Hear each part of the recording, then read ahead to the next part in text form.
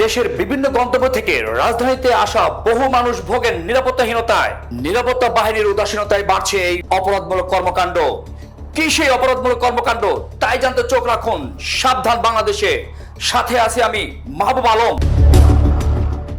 আধার নামলেই ভয়ঙ্কর থেকে ভয়ঙ্কর হয়ে উঠছে সমস্ত রাজধানী জুড়ে। অবাধ বিচরণ অপরাধীদের। গভীর রাতে নানা প্রয়োজনে ঘর হতে বের হতে হন অনেকেই। তখনই অপরাধীদের কবলে পড়ে সর্বস্ব খুঁজছেন অনেকেই। শুধু ছিনতাই নয়, ছিনতাইয়ের পাশাপাশি জীবনও হারাচ্ছেন নগরবাসী।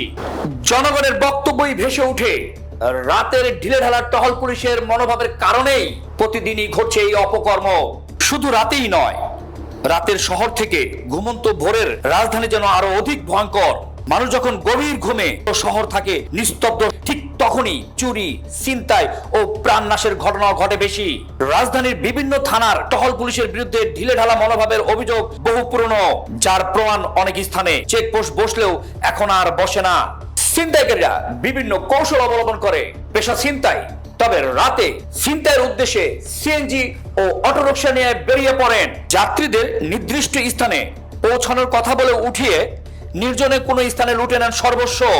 গলায় ছুরি চাপাতি ঠেকিয়ে করে এই ছিনতাই। দিতে একটু দেরি হলেই কুপিয়ে গুরুতর জখম করে লুটে নেয় সব। ছিনতাইয়ের অপরাধীরা শুধু ছিনতাই সীমাবদ্ধ নয়, মাদক সেবন, মাদক বেচা কেনাও করে থাকে। রাত যতই গভীর হয়, রাজধানীতে বিভিন্ন স্থানে স্থানে সক্রিয় হয়ে ওঠে স্পট। এই স্পটগুলিতে ঘাপটি মেরে থাকে। সুযোগ বুঝেই পথচারী দেখা মাত্র আক্রমণ করে ছিনিয়ে নিয়ে দেয় চম্পট।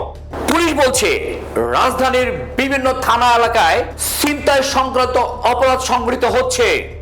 সাবধানে থাকবেন, সাবধানে চলবেন এই শহরে।